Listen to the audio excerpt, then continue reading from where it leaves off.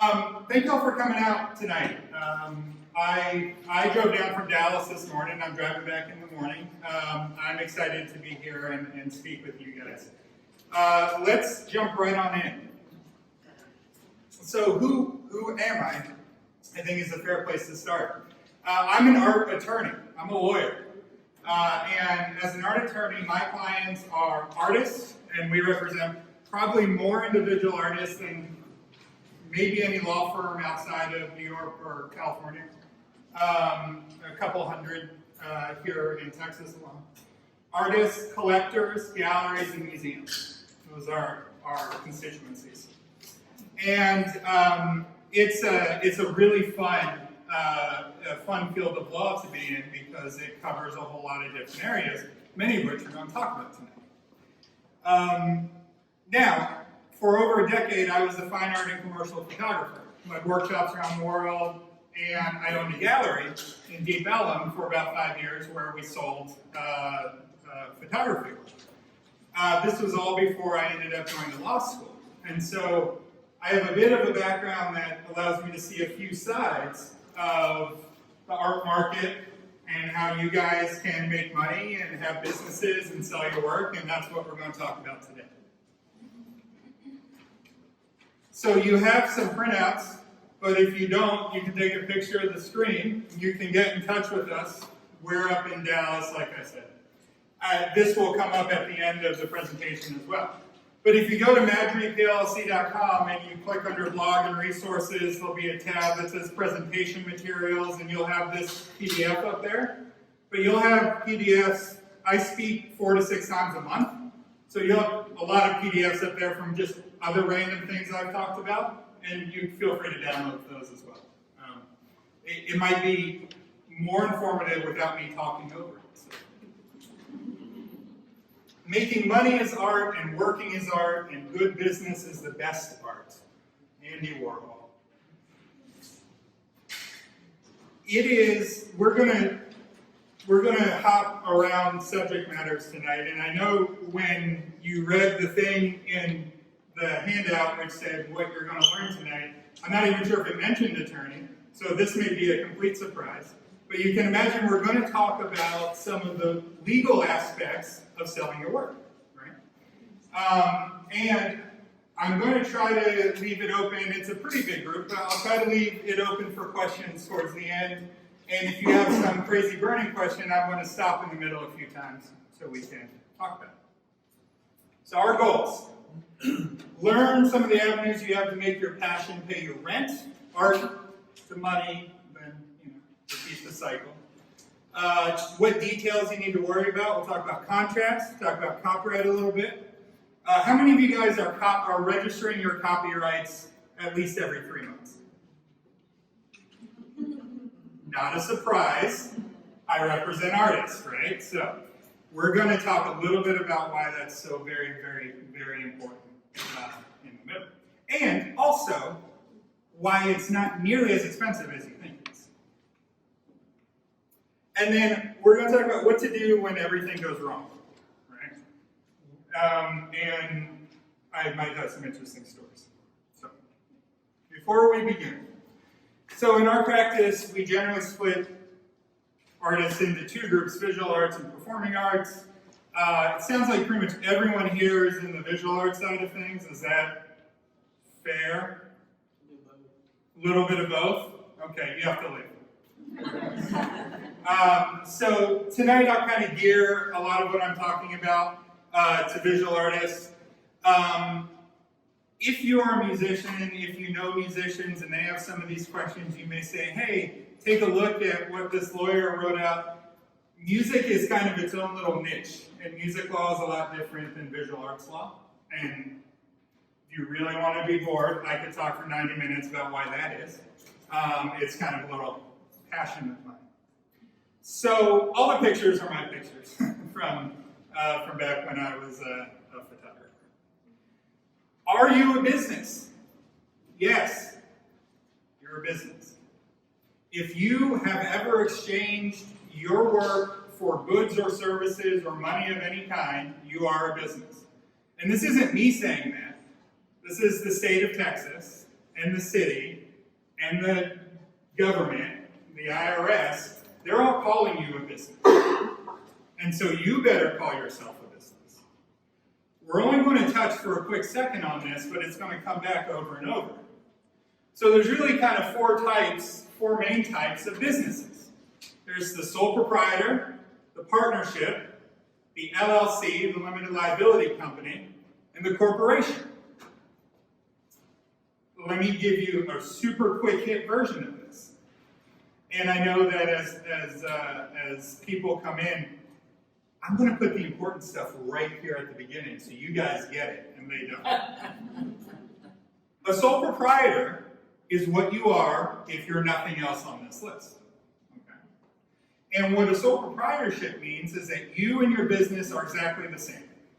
They are indistinguishable. Now, it's really easy to set up. In fact, you've already done it. You don't have to file a form with anyone. You don't have to do anything. You just are one if you are selling your work for goods or services, or trading your work, or doing anything with your work other than just looking at it in your business, right? You are a sole proprietor. And when I say you and your business are the same, I really mean you're the same. Meaning, if this was your work, and I was standing over here, and it fell off, and it hit me in the head, and I hurt myself, and I might, because I'm an American, I might want to sue someone, and I might sue the artist, and I would say you both hung it incorrectly, and the material you used for the backing was too hard, and it hurt my head, right? And then the court may say, yeah, you owe that guy like $100,000. And then what happens? You and your business are the same thing. So you owe $100,000. You personally owe $100,000. Now, when would that not happen? Well, it wouldn't happen with an LLC or a corporation. Why? Because an LLC is completely different from you, and a corporation is completely different from you. And what I mean by that is the government, the judicial system, the taxing people, they all look at that as something totally separate from you, the individual. So in that exact same scenario, someone sues you for $100,000 and they win. Now you are only liable to the amount of assets that are in your LLC. For a lot of artists, including myself, that was like $5, right? That wasn't a big deal. But you might be thinking to yourself, well, LLCs sound really expensive and really complex, and they're not. They're really, really simple. In fact, in the state of Texas, you have to pay $300 one time forever and ever to the state to form your LLC. Now, you might be thinking, but if I'm a business, I have to pay taxes every year to the state of Texas. Well, you do if you make more than $1.13 million in a year. And I wish that every one of you have to pay taxes next year for your business. That's called the franchise tax. If you make less than $1 million, you don't owe the state of Texas any taxes for your business. And you don't have to pay them every year to renew something. It's really nice, and it's really easy. And how long does that LLC last? Forever, as long as you're still using it. What about the county Sales tax is a different issue, which we're going to touch on, right? Because no matter which business form you are, you have to collect and remit sales tax. We're going to talk a little bit about that in a second. So, I skipped over partnership, and there's a reason. Partnerships suck. I don't want you to be in one. If someone says, I want to be in one with you, I want you to run away. These are the worst thing in the legal art world, and here's why. Remember I talked about liability before. Well, partners in a general partnership have this thing called joint and several liability. And what that means is that each partner is 100% responsible for the actions of the partnership.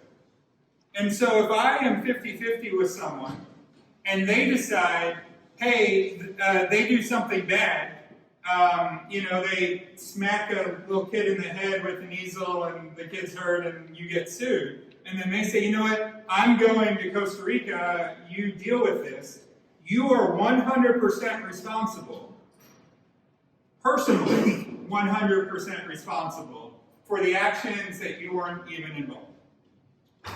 That's no good.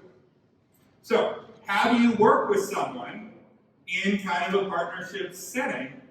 You become an LLC, except now you're a multi-member LLC. LLCs can have as many members as you want.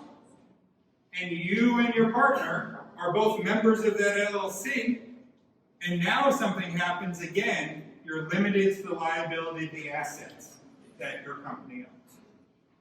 Now, it's not just things falling on people, although that's one of the things that I always think about. It's, what if, you buy a work and later on, and this happens with my collector's lot, you buy a work and later on someone says, well, that work is a forgery. A lot of times the person who sold it, the artist, they might get wrapped up in a lawsuit, all this other kind of stuff. You don't want to be dealing with them, right? You don't want to be dealing with all of the issues that come along with liability. Photographer of mine, a client of mine, photographed newborn. Photographing a newborn one day, leaning over the bed studio thing, camera shot broke. Camera fell. Baby was fine, but if that baby wasn't fine, that would be bad, right? Corporations. Maybe it's a good idea to be a corporation if your tax professional says that's advantageous from a tax perspective, but it's pretty rare that we put artists into a corporate setting. We generally go with LLCs. If I could wave a magic wand, each one of you would be an LLC tomorrow. It's that good, and that easy, and that cheap. And as a twist, LLCs aren't recognized by the IRS, which means you get to pick how you're taxed. You can be taxed like a sole proprietor, like a partnership, like an S corp, like a C corp. It doesn't matter, you get to pick. So if you have a single member LLC, you just have that Schedule C on your 1040, you file one return, you still get all the protections of the LLC, but it's just as easy as a sole proprietorship. Now, I just talked for like 10 minutes. Did anyone learn anything new? All right, so there you go. I'm leaving. I have to drive back to Dallas. All right. Thank you. Okay. So what is commercial art anyway? So when I say commercial art, I think fine artists and artists in general have a aversion to that idea of commercial art. It feels sticky, right? I get it. I understand. But when I say commercial art, I'm talking about you getting paid for your art. Okay? That's how we're going to use it tonight.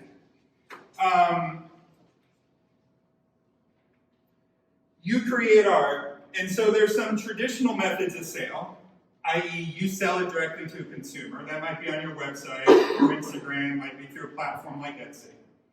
You might sell it on consignment to a gallery, right? But you might license your work to an individual or to a company. I had a client of mine, pretty high-end artist, who came to me and said, hey, I've been approached by a Swiss wall covering company, and they want to use some of my work in these, really expensive wall coverings, right? Great. So that's a form of commercial art, right? She licensed that work to be used in a different thing. You can create multiples in different formats of stuff, and that's what I was talking about a little bit when, you create your painting, your original, but maybe you then create a series of prints, and maybe you create a digital installation, and maybe you do other things, right? Each one of those can be monetized differently. All right, we're going to get this. So let's talk about your website. I may get some pushback for this, and although I'll tell you, I feel old every now and then. I was giving a talk to photographers the other day, and I said, yeah, remember when we all used film? And there were people who had never shot a roll of film, and I felt really, really old. That was pretty shocking. But I believe your website is still the hub of selling work. And I say that based on two things. One, for people not necessarily in the art world, if they want to know more about you, they're going to go to your website. Will they go to your Instagram? Absolutely. But they want to go to your website. And second, maybe more importantly, I represent a lot of galleries. And if you don't have a website, your work better be really high quality to attract the gallerist if you just have an Instagram portfolio. Right? So I think your website still has a really important place. But especially if you sell from your website, you have to be aware of certain things. Well, one, this idea of this terms of use. Because every website has to have terms of use, also known as terms and conditions, and a privacy policy. Now, how many of you guys have a website? How many of you guys wrote out specific terms of use and privacy policy? Okay, again, not shocking, that's all right. We're going to talk about why that's important. Especially the privacy policy. Have you all heard of this GDPR? This is the European privacy regulations, right? And what it says is that there's a set of things that every website has to afford its visitors, such as the right to be forgotten, which is if someone calls me up and says, hey, I visited your website, but I want every trace of me to be gone from that, I have to be able to do that. It has, of course there's stuff about you're not allowed to sell stuff and do other stuff, but here's the trick. It applies to all websites that can be accessed by European citizens, which is all websites, right? And so while this is pretty new, it does apply. And that's why you'll see if you build a site on Squarespace or something else, you might see GDPR compliant language in there, right? That's what we're talking about. Now, California just came out with its own set of laws related that are similar to this, that, again, it's still a little up in the air on who exactly these apply to, but it's something you want to be aware of. Why? There's a lot of penalties for this. If a disgruntled client of yours contacts the state and says, hey, state of California, this person wasn't abiding by this, you could be fined money, right? We don't like it. But maybe the most important thing for you on your website, especially if you're making sales, is getting the right documentation and paperwork. So in Texas, and in many other states, there's this idea, and we'll talk a little bit more about this with contracts, it's called the Statute of Frauds, F-R-A-U-D-S, which sounds super legal, right? And essentially it says certain contracts have to be in writing. They must be in writing. And one of those contracts that has to be in writing is sale of goods over $500. If it's not in writing, that doesn't mean that the sale can't occur, but it means that it's voidable by one of the parties in the future. So someone might buy something from you and then a year later say, oh, I don't really want that. And they say, look, we had a sale. Well, is that in writing? No, it's not in writing. Well, let's take the painting back, right? I don't want it. That's no good. So we want to get stuff in writing. Now, does that mean that every time you do something, you have to sign documents? No. Okay. What it means is that you really want to have a system of record keeping that includes like receipts and bills of sale, right? These can be kind of formulaic type things, but you do want to think about how you're handling these issues on your website.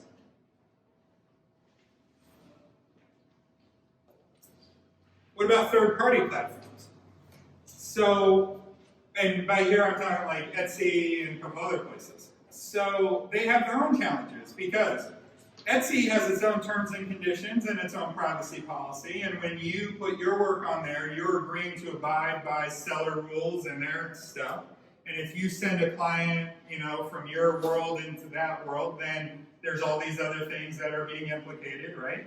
And if you're not thinking about this, it can come and bite you in the future. Here's the deal. Half of my clients come and talk to me before something bad happens, and the other half don't, right? And the second half that don't pay a lot more money than the first half because it's harder to clean something up. So one of the questions is, who owns what? Now, you often see these things floating around Facebook and Instagram that say, you know, I hereby tell the authorities that you don't own this or that or whatever. That's all bullshit. I mean, it doesn't, that's not legal things, because we're going to talk about ownership in a second. And the bottom line is that in 99% of cases, you own what you create. It's kind of one of those fundamental rules of copyright, right? You don't have to file any paperwork, you don't have to do anything. You own it the minute you create it. For my photographers, that means the minute you press that shutter, you have a copyright. For everyone who has doodled something while I've been boring you the last 20 minutes, you have a copyright in that doodle right now. Because all you need for a copyright is it has to be an original expression in a tangible form. Anything passes that bar of originality. And expressed in a tangible form, right? That has to be something you can touch. Which means you can't copyright an idea. So, if I am sitting next to, let's go back, 40 years, 30, 20 years, however many years, and I'm sitting in that English bookstore where J.K. Rowling's writing Harry Potter, and I overhear her on day one say, man, I have this great story about this wizard and everything else, right? And I try to go do that, and someone says, well, it's just an idea that you heard, that's not copyright infringement, so they can't come after me. That's accurate. You can't copyright an idea. But if I looked over and I saw that there was some writing there and I wrote it down myself, well, now I've infringed. You guys are creators. And what that means is that at the moment of creation, you own that copyright. You don't have to do anything, you own it. And if the one thing that you learned from tonight was that, I'd be happy. Because earlier I asked how many of you guys are registering your copyrights. And no one was, and I get it. So, let's talk about copyright real quick. I don't have a slide on this, but it's like my little pet project, right? If you register your copyright and then your work is stolen, you could be eligible for up to $150,000 per infringement, even if there were no actual damages. That 150 is what we call statutory damages. But you only get those statutory damages if you register your work before the work was infringed. So, you go online, you see your work, this happened to me, I see the work I'm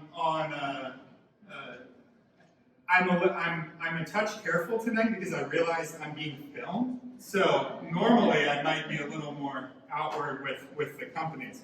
A major airline was using my work, and no one had called me about it, right?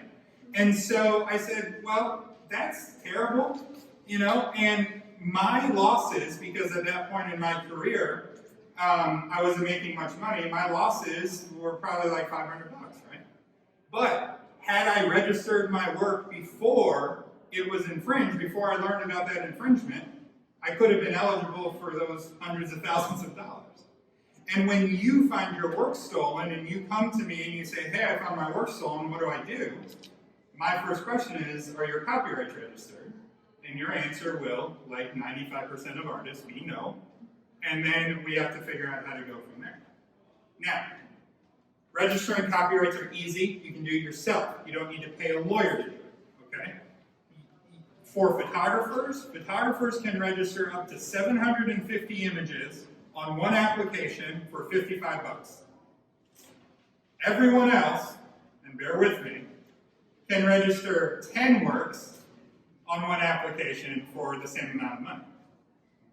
Why is there a difference? Photographers now, unlike when I was starting in photography, photographers now just take pictures first and then find out if it's any good later. But you, visual art, you painters, create, beautiful work. 10 on one application. Yes? Question, because there's a difference between the 2D and the 3D, Yes. like if I steal your photograph that's online, I can get and reproduce it on my website or somewhere. I mean, I've essentially got your photograph. Right. The sculpture that I make, unless you pick it up and carry it out of the building, Right. So my copyright, I guess my question is, they're not, unless they steal it, which is a theft thing. Right. Good question. So they take a picture of it, is that a? Right. So we're talking about the difference in copyright infringement between something like a sculpture and a photograph. Online, we can just take a photograph and use it. That's a clear infringement. But how is a sculpture infringed? Is that kind of where we're headed? So you have a number of inherent rights when you own a copyright. The right to reproduce, the right to display, the right to distribute, and the right to make derivative works. So if I take a picture of your sculpture and I put it on a t-shirt and I start selling it, that's a derivative work. I've infringed your copyright. Good to go. Yeah? What about if you're a painter and you source images from like the internet? Yeah. Is that? Okay, great question. So, we're getting off track, but that's okay because this is important stuff and I enjoy it. Okay, so the question was about if you're a painter and you use source images, are you in trouble for taking the source images, right? So there are two answers to this. One is a technical law answer. Yes, you're an infringer because you took copyrighted material that's not yours and used it in creating new stuff. But the law allows for certain types of infringements, we're cool with it, okay? That falls under this idea of fair use. Now, fair use is like this shield that everyone runs behind, and that's ridiculous because the only people who can determine fair use are a judge or a jury, and the only time you get a judge or a jury to determine fair use is after you paid hundreds of thousands of dollars and filed a court case. So when someone says to you, oh no, it's fair use, call them on it, because it may or may not be, but no one's going to go to court over it. So to answer your question, there's a part of fair use, and we're going to talk about this in a second. There's a part of fair use which says, if a work is transformative, it's more likely to be a fair use. What I tell my clients, and it's not always a hard and fast rule, and let me say at the beginning, my whole talk today is general in nature. If you want specific advice, you have to come pay me lots of money for it or another lawyer, right? But most of what I'm saying is it. I'm just not going to tell you what's not. So, fair use, the transformative part is really important. And what I tell my clients is, if it goes through your mind and your hand, even if you're looking at something, that's transformative. That's considered transformative, right? Now, if you're just straight up tracing something, that might be a little different. But even then, works that have been exactly the same have been determined to be fair use because the idea of transformation means you're giving something a new meaning or message, which two works can have a different meaning or message based on their titles, even if they're exactly the same. Yes? I might have answered my question, but suppose you copyright a photograph and the next thing you know, it's like the world's most popular meme. Yeah. Every time someone puts that up somewhere, they're infringing on your copyright. But how is that traced? How would you benefit? How are copyright infringements traced, especially with photography, especially online right now, right? If you find your work online that's been stolen, there's a really good chance that you will not see 99 examples of it being stolen. And you'll never see them, right? So in my career, I took, on my hard drives at home, I have about 1.4 million pictures that I took as a professional. And a lot of those are out there in online places. And no one paid me for them. And so I can go chase those down, and I do from time to time when it makes sense to do so. But I know that if I'm lucky, will have found 1% of what's actually out there. You just can't. By the time it's out there, it's out there. Every one of you has been infringed. I 100% guarantee that. You just might not know. Yeah? What about mixed media, like using pictures and Yeah, so if you're using actual pictures, like the actual physical pictures in a mixed media piece, even then it's really transformative most of the time, right? Think of someone like, and he's the boogeyman for all photographers, like Richard Prince, right? Who used photographs and then painted on them not very much, and it was considered a new work, right? And so there's a lot of gray area there. There's a lot of gray area, and most of the time it benefits, most of the time it's a good split, right? Now, mixed media artists and collage artists want more expansive fair use. Photographers want less, right? So we sometimes fight on that because photography is really easy to steal, right? All right. Yeah. I'm also an ice sculptor, master ice artist, and for years we had pictures off our website game, and people would put them on their websites saying it was their work. Yeah. Yeah, no, if someone takes anything from your website or your Instagram or your Facebook or anything, even if you haven't published it, here's the deal. If I take an iPhone picture of that and post it on Instagram, she could sue me for infringement. Here. That is an infringement. Okay? You can't use others' copyrighted material. Now, it may be an infringement that's excused by fair use, or it may not. What if I took a picture of that and then I put it as the background of an email newsletter where I was selling my legal services? Then it's more like an infringement, right? But the law doesn't make that distinction as a bright line rule. It's more likely to not be fair use if it's commercial, right? But that doesn't mean it's one or the other. All right, we'll come back to some of that in a minute. Okay. Selling title or selling rights? If I buy this piece, I own this piece. I can hang it in my house. I can show it off when people come in. But that's all I own is the title to the piece. I, as the owner of this work, cannot put it on my Instagram. That's an infringement. Because I own the title to the work and not the underlying intellectual property rights. Even if you credit the original artist on the post. Great question. The question was, even if you credit the original artist on the post, I get so excited about this. Because when someone credits work that they've stolen, all that means to a lawyer is, hey, I knew what I was doing was wrong. This is someone else's. I'm not even trying to hide it. I'm just taking it. Here's a great example. If I go steal your car right now, and I drive around for an hour, but before the end of this, I come back, and then I say, wow, that's a great car. And then I tell my friends, wow, that was Jane's car. That's a great car. I still stole your car.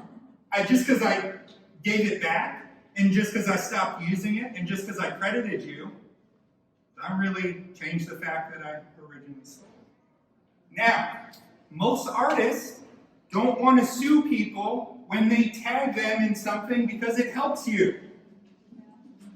Until you get to a certain point where it might not help you, and you might want to go after some of that stuff. Great example, working with a client right now, concert photographer. The venue he shot at used one of his pictures as the background. Each time a new event was posted on their WordPress page, it was his picture in the background. And it said, photo courtesy of XYZ at the bottom. Hundreds and hundreds of times his photo was used. And no one ever paid him. They gave him credit, but he has to pay rent. And you can't pay rent with credit, right? So he calls me, and I call the company, and I say, look, what you did hundreds of times was bad. In fact, it could be $150,000 bad each time you did it. If you registered your copyright before the infringement. And if you didn't, what? Again, most copyright cases don't go to court. But if you come to me when there's an infringement, and there's this idea of statutory damages back here because you registered appropriately, then that's a really big hammer I can use in a negotiation, right? I can say, hey, be fair to my guy, you should have paid him, because you're using the work, right? You should have paid him, but you didn't, and if we go to court over it, here's what you're facing. Okay. So what happened with your client? It's still ongoing. I'm actually talking to him on Thursday.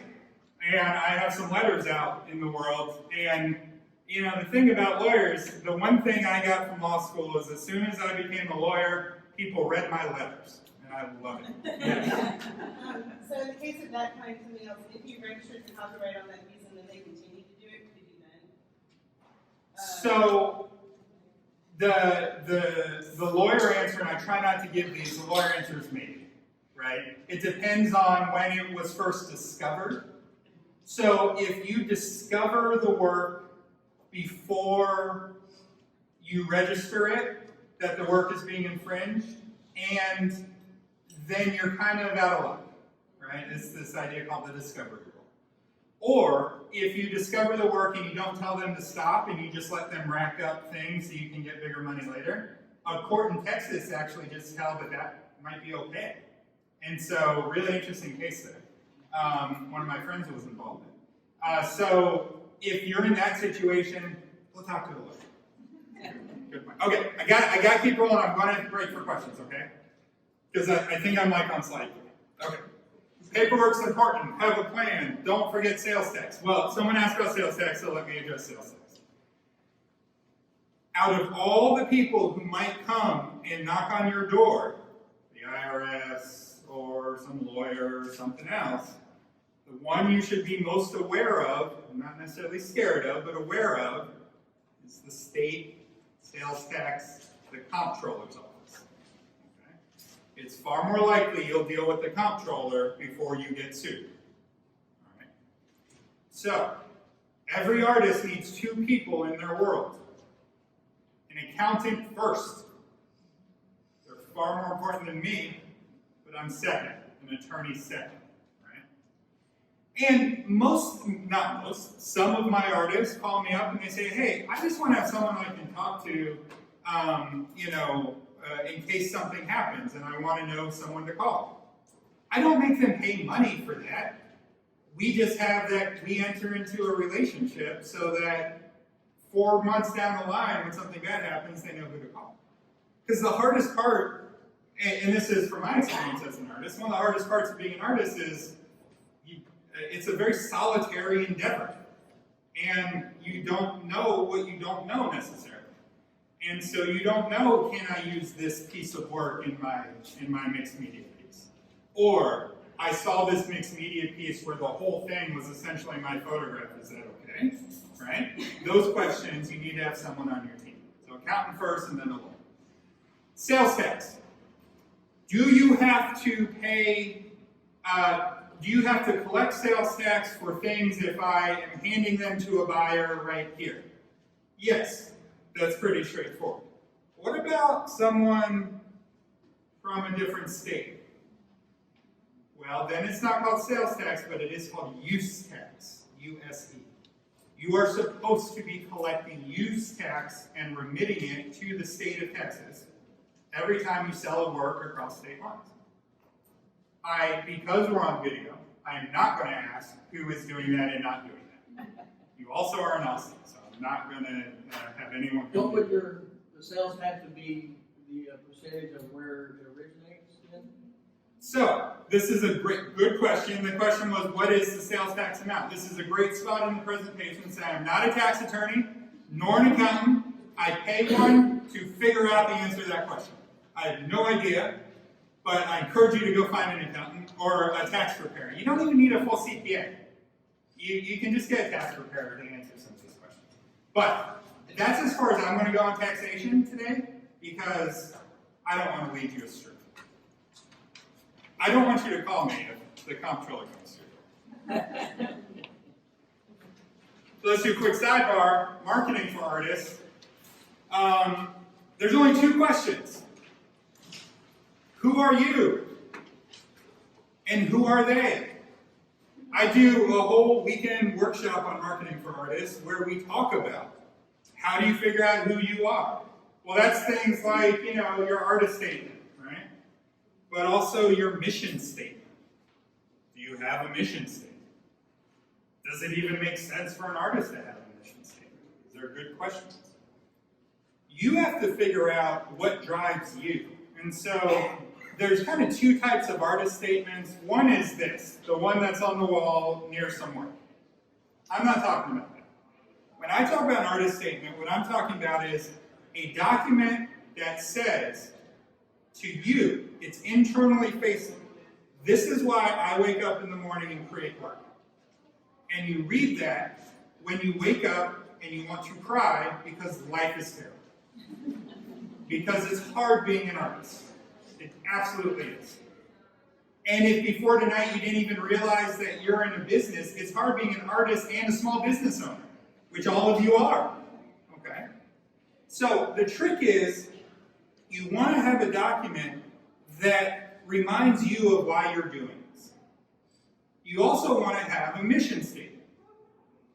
I don't have it in this presentation, but Google's mission statement is something like to organize the world's information and to make it accessible. It's like 17 words for Google's mission statement. Giant company, 17 words. The mission statement is outward facing. It explains to the world why you do what you do. So artist statement is inward facing, mission statement is outward facing. If you're going to be in Dallas next Wednesday, I do a monthly lunch and learn at the Cedars Union, which is a pretty cool place downtown Dallas, for artists, and we're talking all about artist statements next week, both that type and the other. And then you have to figure out, who are they? The whole world will not buy your work, but a subset of people will. And figuring out who they are is the whole key to being an artist 10 years from now.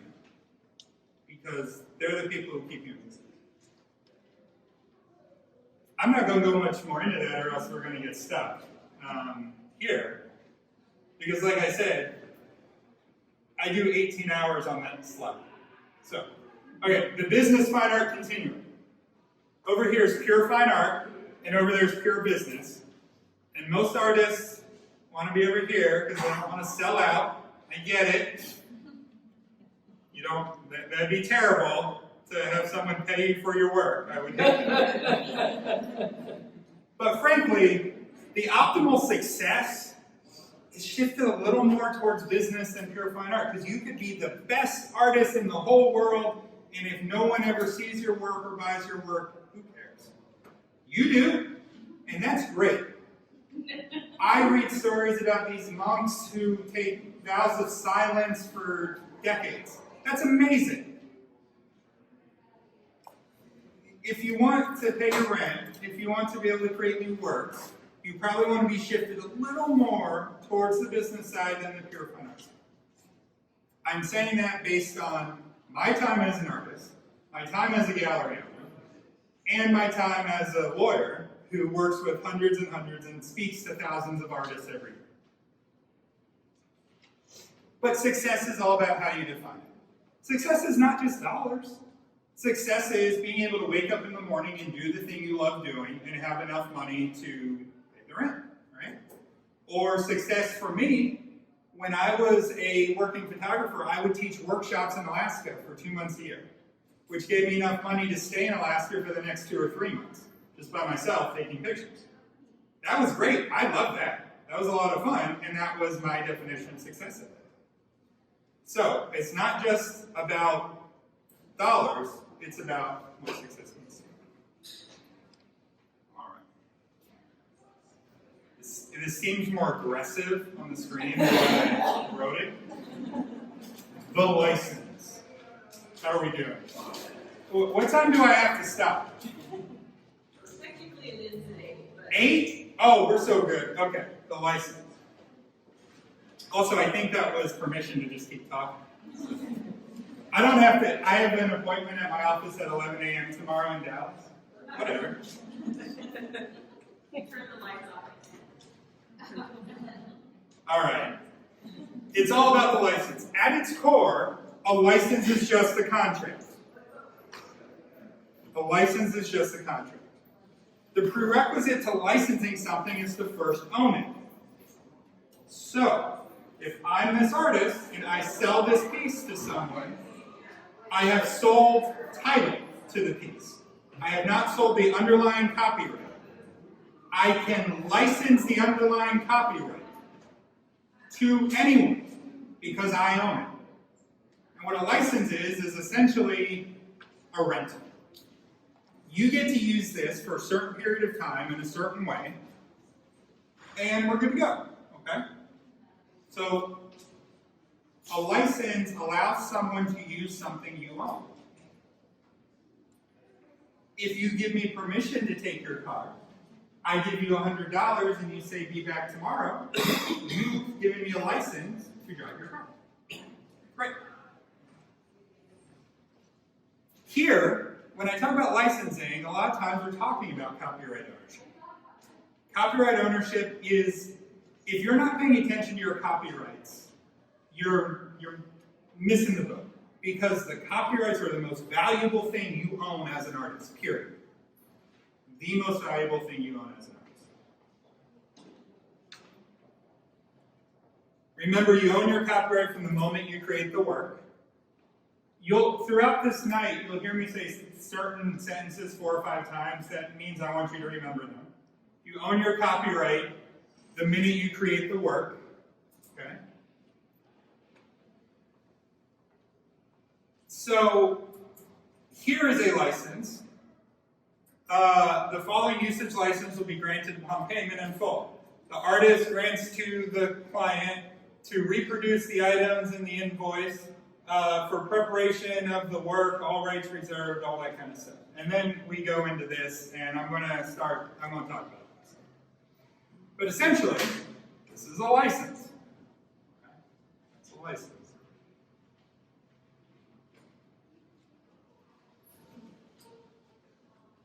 Terms and conditions. We're going to come, I'm trying in my head to figure out what I need to skip over, and I'm going to skip over the giant page of words. So, let's start. So, if a license is a contract, what is a contract? Let's go back. And you can join me in the very first day of every single law student's first day of school, where they sit in contracts and we talk about what is a contract. Now, we're going to do it in 5 minutes, and it takes about 2 years to figure it out in law school. Okay? To have a valid contract, you have to have 3 things.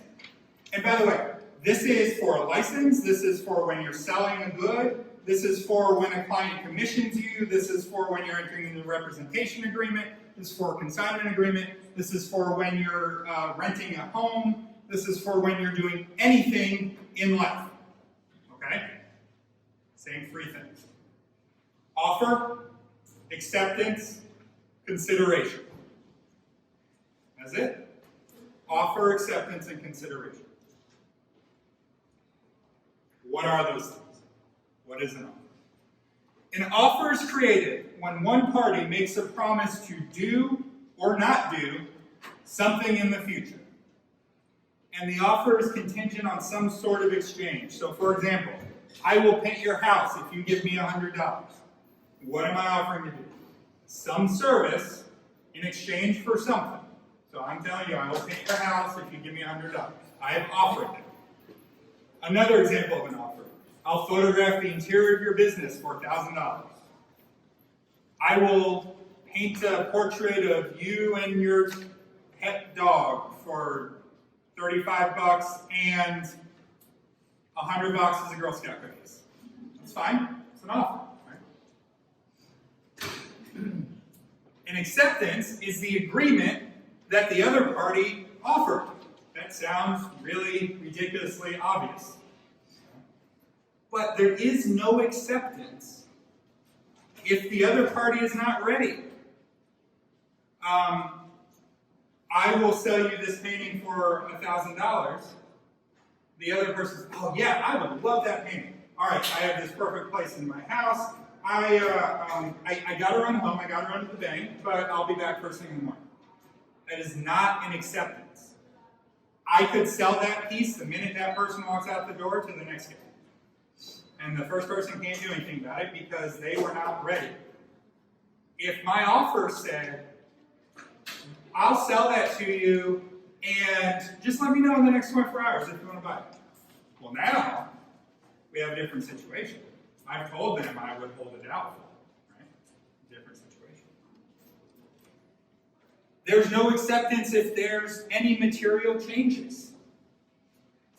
I will pay you $1,000 to sculpt. What do you sculpt out of ice? Anything. Okay. I will give you $1,000 to sculpt a blade of grass out of ice. And then you say, yes, I would love that. That sounds like a great commission. I'll do that today. It's going to be really easy. It's literally like 2 swipes, we're done, right? And then you say to me, all you have to do is pay for that block of ice. It's like $4. Okay? No acceptance. Contract over. I offered $1,000 for him to do the thing. He said yes, but you have to pay for this other thing. No acceptance. What if an offer is fraudulent? Right? What if someone, and this just happened, someone commissioned someone to do a work and in a public place, and the work uses underlying copyrighted work, and then the person who commissioned the work gets sued because the artist said, no, it was okay, right? That's a fraudulent contract. If you don't own the rights in your work, then you are in trouble. So, if you've ever done a piece and it's gone up in a restaurant, it's gone up somewhere else, and someone walks into that restaurant and says, hey, that's my work, and they sue the restaurant's going to turn around and sue you immediately. You have to understand your rights in this whole thing, what you own and what you don't own. Any changing of the terms is a counteroffer. Any changing of the terms is a counteroffer. Will you do this work for me for $1,000?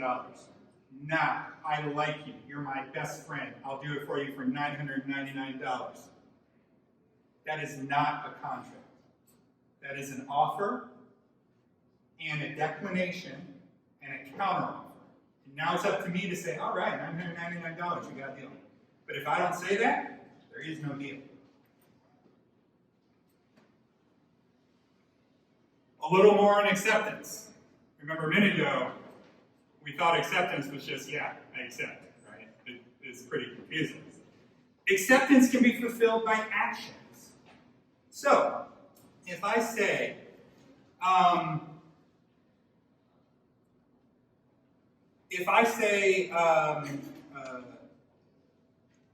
think of a good example here. I wrote one, that's good. I'm glad, because I offer to sell you a crate of apples for $10. And the way I offer it is I put it on my website. I say, you want to buy a crate of apples? Give me $10. And then you send me $10. We never talk. You send me $10. I have to give you that crate of apples because I offer and you accept it. Now, you accept it by action, not by words. That's okay. Remember, I didn't say offer acceptance by words consideration. I just said offer acceptance consideration. But silence is normally not acceptance. So you can't say, I will paint your house for $10 unless you tell me not to. That's not a contract. Right? Silence is not acceptance. So I mentioned consideration now like 4 or 5 times, and there's probably a few of you who are like, what is consideration? Other than being nice to someone. Consideration in the law is a foggy concept.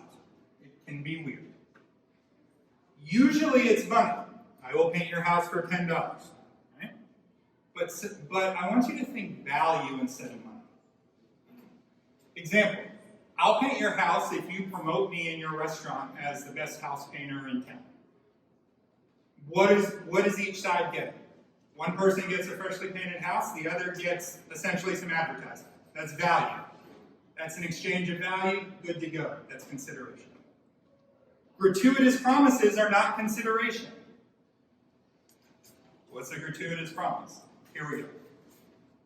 I say to you, come here tomorrow morning in the parking lot, I'm going to give you a Ferrari. And you say, awesome, I would like you to give me a Ferrari. Offer and acceptance. Right? What's being exchanged? The car. Right? Okay? Done. But, what am I getting? Nothing. And so, the law views that as a gratuitous promise. It's one-sided. And so when you show up in the morning, and I'm sitting here and I'm like, I'm not giving you a car, what are you, crazy? And you say, we had a contract, offer, acceptance, consideration. I say, no, no consideration, I don't have to do it, no contract. You're stuck. Nominal consideration is not consideration. Nominal consideration is not consideration. How many times have you seen, to make this house buying legal, just give me like $10 and then it's legal? Bullshit. That's not a thing in the law. Okay? Nominal consideration, consideration that is not roughly equivalent to the value being provided, is not consideration at all, generally. People will say, well, let me give you money and that fulfills something or other. It has to be roughly equal to what you're exchanging. And then last one, and then I'm going to come to your question. Or it could go the other way. I'll sell you that IKEA lamp for $25,000, right? Essentially what that is money laundering, right? Because you're saying this thing that has no value, I'm giving you a ton of money for it, and then we're good, right? We have a contract. Okay, yes? Is there any assumed time limit? Like, I was doing home portraits for a while. Yeah. And when I first started, I priced it way too low and increased my prices after a few months of realizing that. And somebody who originally contacted me when I was first starting came back months later and asked for me to do it at basically was half the price of what I was now doing it for. Yeah. So the question is, if you increase your prices over time, someone who wanted to buy something from you a year ago now comes back and you're worth double and they want to pay you half of what you were charging. They don't get to do that unless they had started the process or entered into that contract with you in some way other than I like your work. If you had some email which said, hey, they email you and they say, hey, I'd like you to paint our portrait, but we won't be in town for another year. And then you say, yes, I'd love that. Just let me know when you get back in town. If they just stopped communicating with me after I told them the price, That's silence, right? Yeah. No, that's not acceptance. Right. Yeah. So they say, I want you to paint a portrait. You say this is how much it costs, and you don't hear anything. No contract. You're good to go. They owe you what you owe them, what you charge. What about an oral contract? As long as an agreement has offer, acceptance, and consideration, it's a contract. Oral contracts are just fine. I just did a court case that turned on a contract that was written over like 4 weeks in various text messages. Fine. Offer, acceptance, consideration. Anything is a contract. Now, it's a lot harder to prove an oral contract. And a lot of times it's, you said this, no I didn't, well, what am I going to do, right? Then I have to look at people's actions and everything else, which is why, after registering your copyrights and getting an LLC, I want you to put everything in writing. What do I mean by everything in writing? If you have a phone call where you talk with someone about anything related to your business, the minute you hang up that phone, you email them and you say, it was so nice talking with you, like we discussed, X, Y, Z. That's called a contemporaneous writing. Here's why that's important. That email that you send, even if they never respond, is evidence that you can use in court to prove that that conversation happened, even if they never respond. Do that, and you'll save yourself a lot of legal fees. So I talked a little earlier about the statute of frauds, which are certain contracts have to be written. Sale of goods over $500, performance that will take longer than a year. So let me say this. Hey, I want you to commission, I want to commission you to do a painting of the night sky every night for 18 months on this wall. Well, that can't be completed in a year, no matter how great you are at painting. That has to be in writing. Marriage contracts have to be in writing, just in general. These are not art related, but land or real estate contracts have to be in writing. There are a few other categories, but those are the main ones. The one that matters, the two that matter are the first two. I mean, if you get married, great. I support that, but it's outside of this. Oh, wow, that's big. Don't forget, you can always edit contracts. I cannot tell you the number of artists who come to me after something bad happens, and I say, well, why didn't you cross this out? And they said, I can cross something out? If someone gives me a contract? Yes. You can cross out anything you want. You can change terms. You can do anything you want to. Now, what is the downside of crossing something out? They might say, nah, we're moving on to the next guy. Okay? That doesn't prevent you from crossing something out. And so what do you want to cross out? Well, sometimes terms say, I want this to be perpetual. I want this to be worldwide. I want this to be all these other things, right? Cross all that stuff out. Change it to something else. When we talk about photographs, we often talk about exclusive rights and non-exclusive rights. And that means if I give you my photograph, if I license it to you exclusively, perpetually, that you can use anywhere in the world, I can't even use it because I've given you an exclusive perpetual worldwide license, right? But if I want to sell a piece over and over again, I can give non-exclusive rights. We're going to talk a little bit more about exclusivity in a second. And I can give non-exclusive rights. As a photographer, I would sell something to one company in North America and charge them a price for it, and I say, you get exclusivity in North America for 3 years, and I could sell the same picture in Europe for 3 years, exclusively, and there wasn't a conflict because there was a geographical restriction. Licenses are just contracts, and contracts can be whatever you want, as long as they're not illegal. I can't say, I will do that painting for you if you bring me a kilo of cocaine. That's not okay, that's not a contract, right? Illegal contracts don't count. But you can always edit your contracts and license agreements to say whatever you want. Hey, will you paint this picture of me tomorrow? In return, I'll give you 4 of those yoga goats and some tea.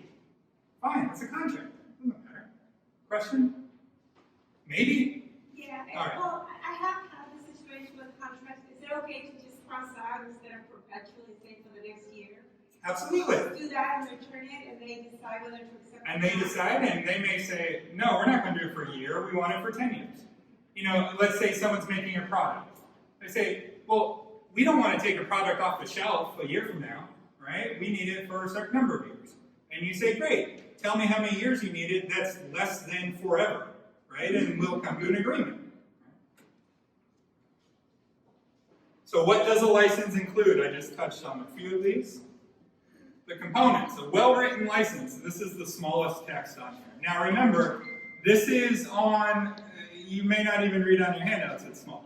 This is on my website, MaddreyPLLC.com, under blog and resources, presentation materials. So it's not there yet. I'll put it up when I go back to the hotel. So tomorrow, we'll see. What is in a license agreement? Well, licensor or licensee. Who's getting what and who's giving what? How long is it for? 1 year, 3 years, 5 years, perpetually. Exclusivity, who can use it? What is the money you're getting for it, or whatever value is being exchanged? What are the usage terms? What about alterations and modifications? Let's talk about that one for a second. So let's say you are approached by a company that makes fashionable t-shirts that are sold at ridiculous places for like $500. And they love your piece, and they want to put it on. And they're like, we're going to pay you $250 every time a t-shirt's sold. Awesome. That sounds wonderful to me. But then they produce the t-shirt, and they've taken the thing and they've ripped it down the middle on the graphic, and they put like something, put like a rainbow and a flower, and then also, weirdly enough, some devil horns, whatever. Just whatever you guys don't like, they put in there. And you're like, you can't do that. You bought the thing for me to use in this way. And they'll say, there wasn't a clause in there that prevented us from altering or modifying what we licensed. We licensed it. We can use it however we want. That's true. So if you don't want them to do that, you better put in an alteration and modification clause in your license. Now, for photographers, when I shot magazine covers all the time, you know, if I put in an alteration or modification clause, that meant that the magazine couldn't prop the work. So if I shot a horizontal and I want to put it on a magazine, I wouldn't get the job because I had that clause in there. So I wouldn't put it in there, right? So you gotta play this stuff by ear. It's not always one thing or another. Geographic restrictions, we talked about that a little. Assignments or transfers. This is another one I'm going to pause on for a second. So, was that Apple Pay? I got excited. Is Venmoing me money right now? That's really cool, guys. I appreciate it. I charge $4.25 an hour, so we've been here like an hour 15. Okay. Assignments and transfers. This just happened to one of my clients the other day. Did some, and by the way, I'm talking a lot about photography because I represent a lot of photographers, but just put in whatever art you guys do. It's all the same. Right. This guy did photography that was commissioned by a company. The company was sold to a bigger company, and then the photographer saw his work all over the place where it wasn't before, and he called the company, and the company said, well, there was nothing in there that limited our ability to assign or transfer this to anyone else. There wasn't. If you don't have a third-party transfer prevention, if I license your image, I can then go sell it myself to another person and be like a sub-leaser, right?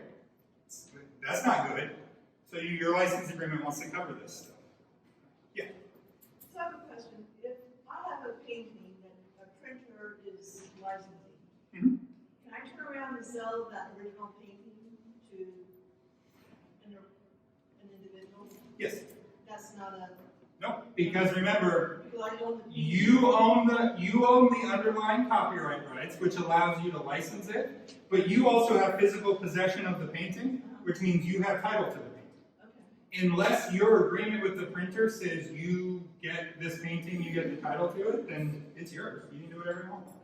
Now, one caveat, maybe, and that is if you were to sell that painting to someone, you'd have to make very clear that they don't have any underlying intellectual property rights and cannot reproduce it or display it.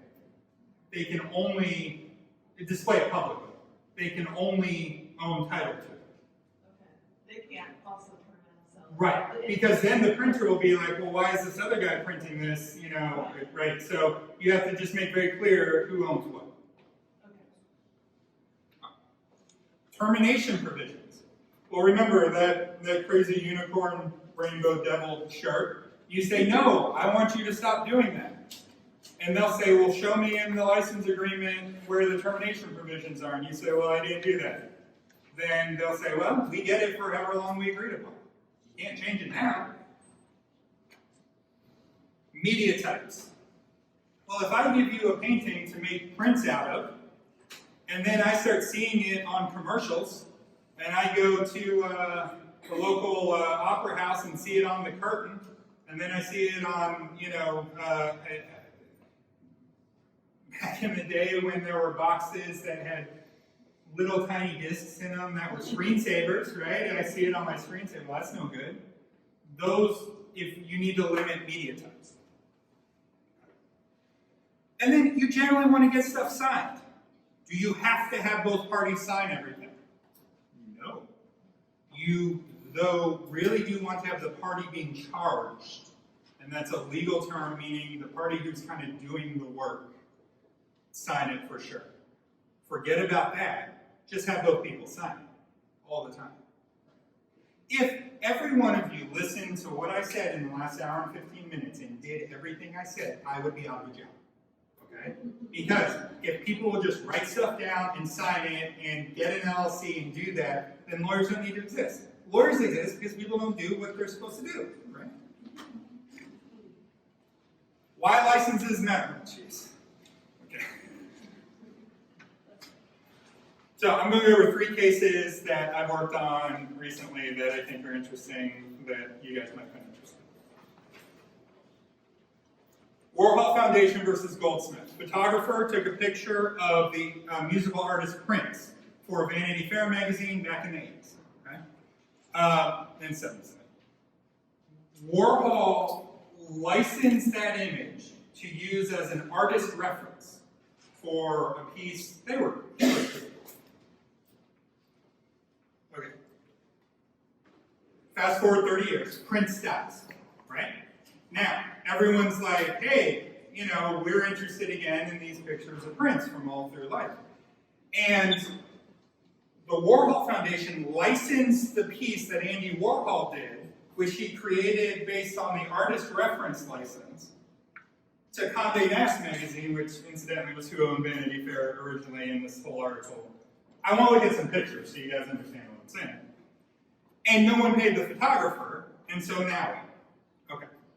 So here's the original, the Vanity Fair commissioned Warhol licensed the image from photographer Lynn Goldsmith to make that piece, okay? Now, original picture on the right, Warhol's picture on the left. And the question here, and this is one that is currently in the New York Court of Appeals, the Second Circuit. We wrote some briefing on this on behalf of the photographer, saying, I mean, I get it, it's Andy Warhol, but also, really? Really?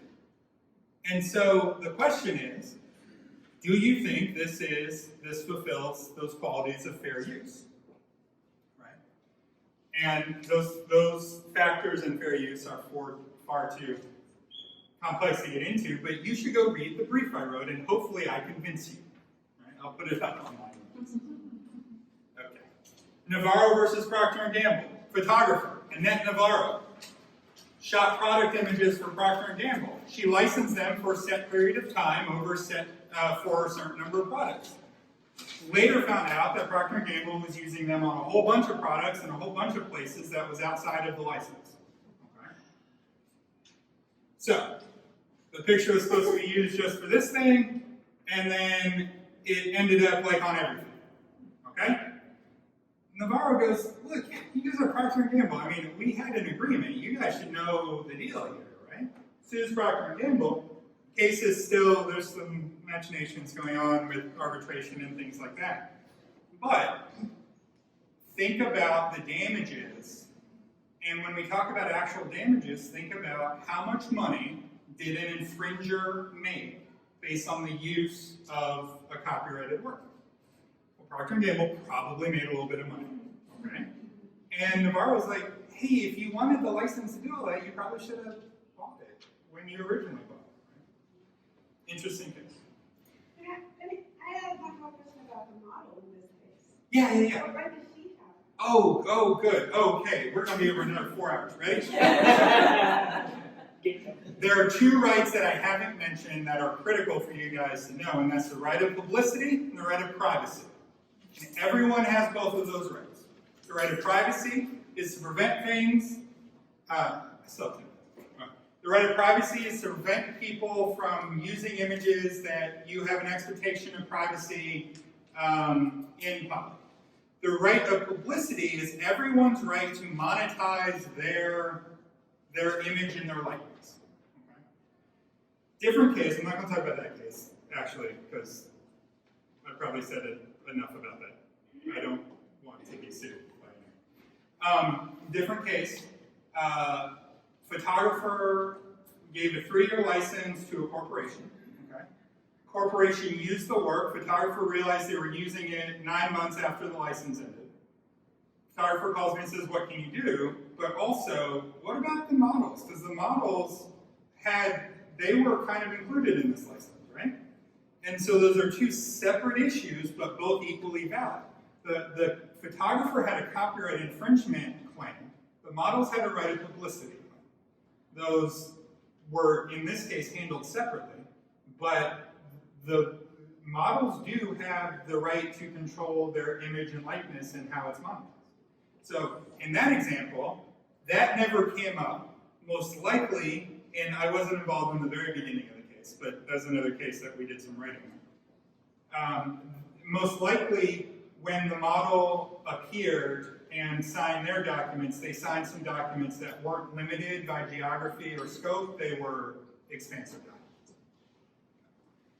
How many of you guys are familiar with this?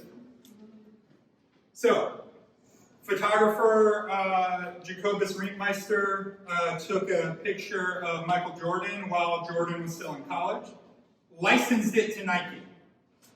Nike said, hey, we love that. We love it so much, we're not going to buy it from you again, we're going to pay our in-house guy to reshoot it. Okay. They used their own reshoot, which they created this from. And so the question, and let's look at pictures here. This was Jacobus Rinkmeister's image. Okay? Now there were some very specific things he did here. 1, it's outdoors. 2, it's a very elongated basket. 3, and most importantly in my mind, the photographer instructed Michael Jordan to strike a grand jeté, a ballet pose that the photographer had specifically researched. Okay? And so this is not a basketball court. This is a very kind of precise image the photographer created. Here's the image that Nike had reshot by their in-house guy. So, Nike licensed this. They paid for this just for a little period of time. And then they said, hey, guy who works for us, go take a picture that looks a lot like that. And it was from the second picture that that iconic logo was created.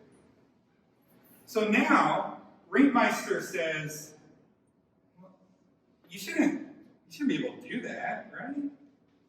And this went to the 9th Circuit Court of Appeals out in California, another case that we wrote some briefing in. And my argument was, hey, look, Rinkmeister learned about ballet poses, put him in a unique situation. This is a really unique image that was just straight up copy.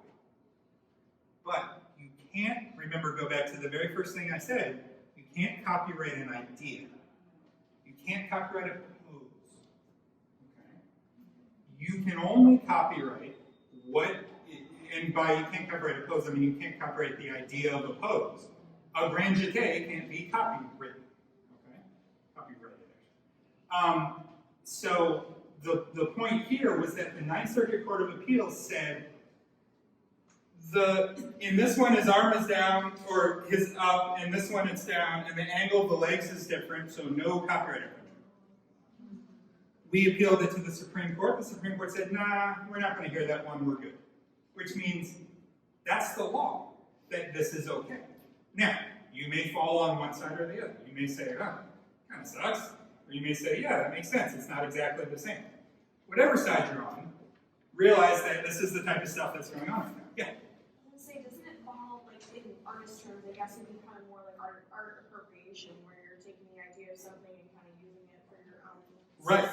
Right. So, great point. And so, this is taking the idea of something. What was Andy Warhol's when it was essentially, and you guys are visual artists and you're going to hate what I'm about to say. And remember, I'm a photographer. One of my arguments in the Warhol case was, look, okay, don't attack me.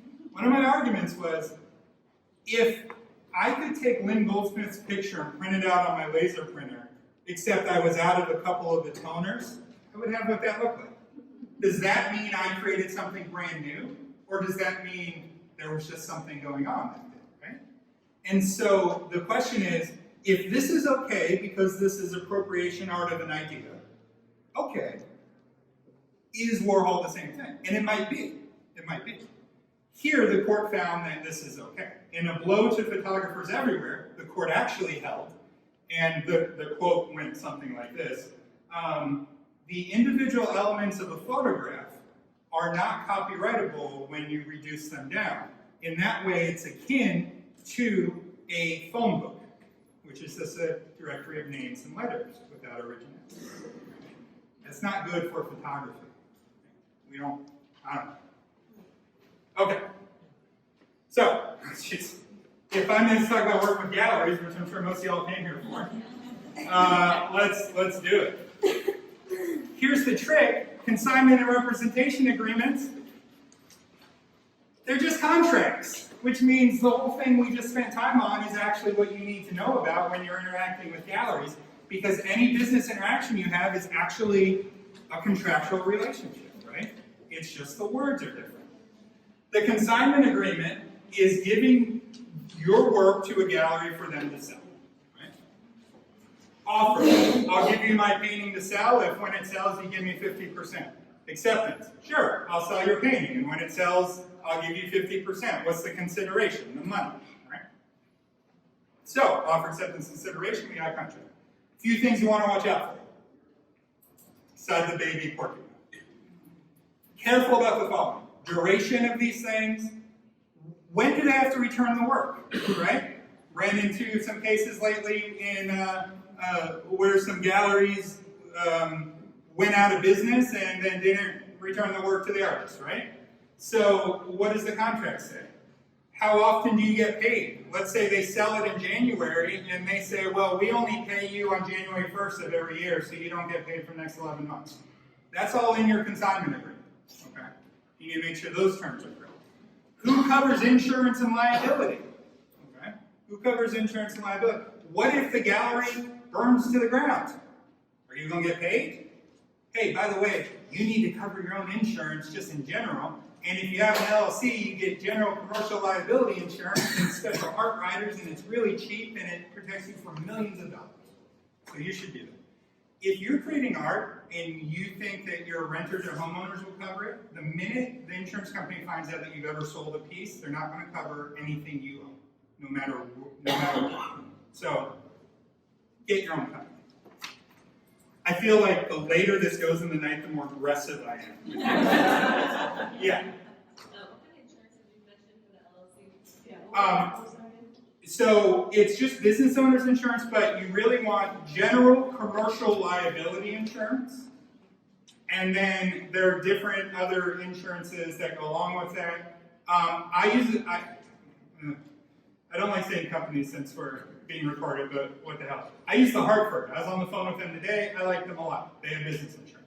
A lot of your personal insurance companies, like automobile insurance, they don't cover businesses, so there's certain, like Travelers and Chubb and a couple others that are very business-oriented. So find, but a lot of times your personal insurance agent, if you have one, can recommend it. Yeah, okay, great, talk to him. Okay, representation agreement. So you can consign your work with anyone unless you're in a representation agreement, which essentially says, you, gallery, are the only one that can sell my work. Remember, representations agreement can be exclusive or non-exclusive. Guess what? Exactly like a license. Hopefully, you guys are feeling like I didn't run out of time. I'm just bringing everything full circle, right? Let's just say yes. Don't write that on the list. Okay. If you promote me as one of your represented artists, I won't sell my work through anyone else. I will promote you as a represented artist, and any sales of your work, we have this percentage we agree on. Here, they're both getting money, but there's another piece of additional value, which is you're foregoing selling through anyone else, so you're giving up something. You're giving up something in the transaction.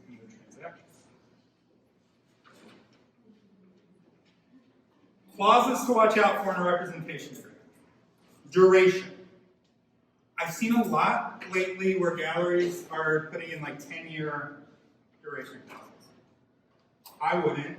It's up to you guys, but I wouldn't. It's a really long time. Think about where your art was 10 years ago, and if you still want to be locked into something. Geographic restrictions. Really critical that your representation agreement precisely define who gets to sell what and where. It is perfectly fine to have 50 exclusive representation agreements with 50 galleries, one in each state, and they can only sell in that state, and you only have to give them money when something's sold in that state. That's fine. Galleries won't like it. They're not going to let you do it, but from a legal perspective, it's fine. But the bigger issue is online exclusivity. Because if you're in an exclusive representation agreement, and you have a gallery show, and then you haven't had a gallery show for like 6 months, but your agreement's still in effect, and someone gets on Instagram and sees your work and calls you personally and says, hey, can I buy that work like for $1,000? You owe the gallery 50% of what you just collected, unless you have something written otherwise. In a lot of representation agreements we're drafting now, we have, hey, work sold independently online, you get a cut. It's not the same cut you would get that's in the gallery, right? It's something a little different. Works that are sold outside of a given geographic area get a different kind of cut to things, right? Now, the gallery says, look, we're out there writing press releases, we're throwing parties, we're doing all this stuff, it costs money. That's accurate, so you don't want to cut them out entirely. But an easy way to get sued is to be in an exclusive representation agreement, the gallery finds out you're selling work on the side, and you're going to end up in court. Happens a lot, and a lot of things in the art world aren't fair. That's not fair. That's more, you should have read your contract. Right? Galleries are businesses. Businesses generally have lawyers. That means that when that gallerist hands you a contract, a lawyer probably wrote it or read it. You better have a lawyer read it and help you with it, or else you're on not a level playing field. Other artists, this is something we've run into lately. Oh, 2 minutes over. I'm going to be done in 3 minutes. Do you want to be exclusively represented by a gallery that has 600 artists that it exclusively represents? It's unlikely that your next group show will get a lot of traction if you're one of 600. So we'll write into a lot of representation agreements about, hey, if I'm included in a group show, it can only be with up to 3 other artists. Or, you have to spend $10,000 a year on social media advertising related only to me. Right? You can write those things in there. Remember, just the contract, whatever you want in a contract, just the contract. Help, everything's gone wrong. I'm a giant grizzly bear hitting my head. All right. Don't panic. Easy. Don't jump to a lawsuit, but do get help from professionals. You should have that accountant. You should have that attorney. Start gathering all communication. Wait, you've been getting those contemporaneous writings, right? Contemporaneous writings. Remember, you get off the phone with someone, you immediately dash out an email. So great to talk to you today. As we discussed, XYZ. Makes my job so much easier.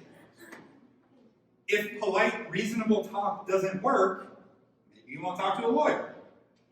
Sure, you can come talk to me. There are lots of good lawyers in Austin. There's lots of good lawyers everywhere. There's lots of lawyers everywhere. If a lawyer tells you to stop talking and just file a lawsuit, just run the other direction.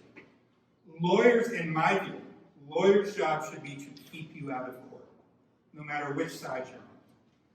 Lawyers who are trial lawyers and litigators want to get into court because they can make a lot of money billing you and doing other stuff. My view is that in this type of situation, your advisors should try to be getting you out of trouble and not causing more trouble. But unless you need to file a lawsuit, in which case then you definitely won't go to court. I'm in court a fair bit because bad things happen and people don't do what they say. That's my info. I really appreciate you guys taking the time. I hope you learned something.